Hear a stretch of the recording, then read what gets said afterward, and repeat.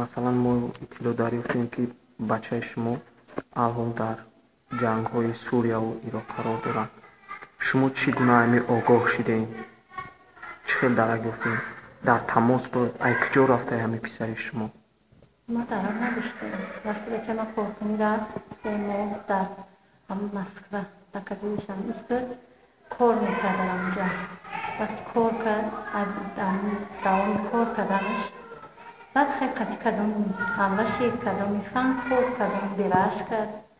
خانم دارم دیگه کدوم طرف کی بعد یک وقت در اون تیغه می‌نویسه که ما در عراق دو ماه خوانده ایستم.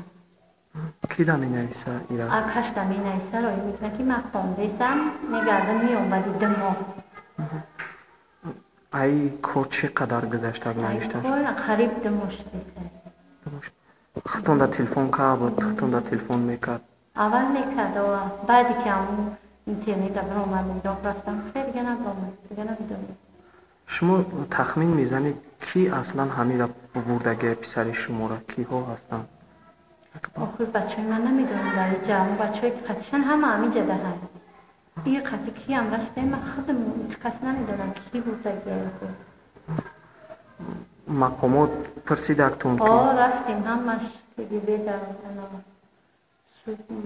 ملیسه رفتیم موقف زدیم همونجا دادیم. چی میگن ملیسه اصلا بیده؟ هیچ خیلی دستگیری که نمیگن میکنیم اگر چی باشه شرایط و مثلا اگر بشه و زنده باشن میاریمشون انشاءالله اگر خودشون بخواهن.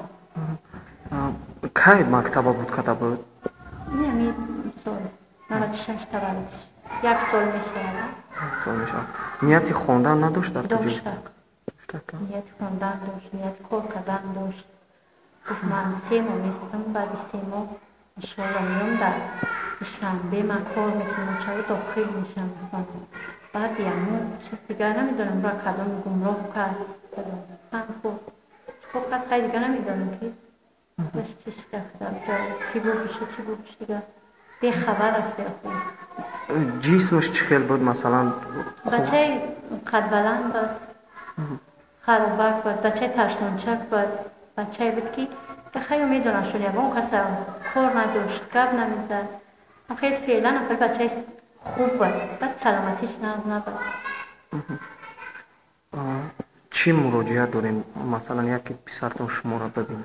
من اگر بچه من شنیم دیسته بشنوم من میخوام که برای من جیور کنم بچم تمام بگرده بیوید دیگه هیچی نمیخوام بچم ساق سلامت میخوام که درای بر نباشه فهم نکنن مردن هم میخواد خیلی جای دباشی روز بچه ها میمونیم نیکی من میخوام که همه این چیزا برای من کنم فقط برای خدا برای من کنم اونجا درسته هم خود که صغیره خانیم مایده با سنفیان میخوام که تشمول میارم مکتب در زب کشته یارم کلام کرد نمیدونم لقد کی قهدی داریم کی بردهش من خود من نمیدونم.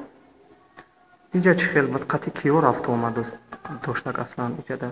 داشتم بدم بچه کوچک قطعی میرفتم مکتب میخوند و بین مکتب در باز میومد که درس مسجد میرفت یکم نمیرفت میخونده خیلی قطعی همون کسی اونجا نمیرفت دختم خونه در باز داریم.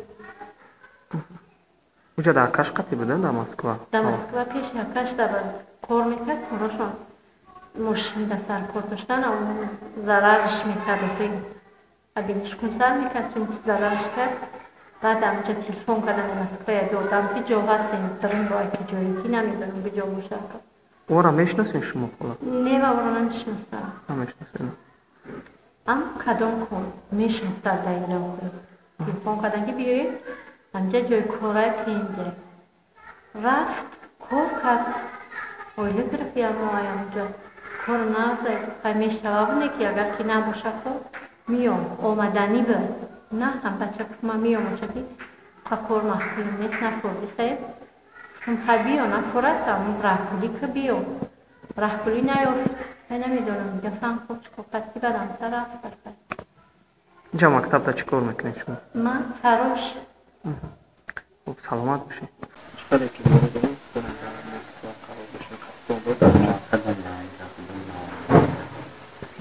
اینجا قطمه کار میکرد بعد بردم دماشون رفت دیگه با دیام ندیدم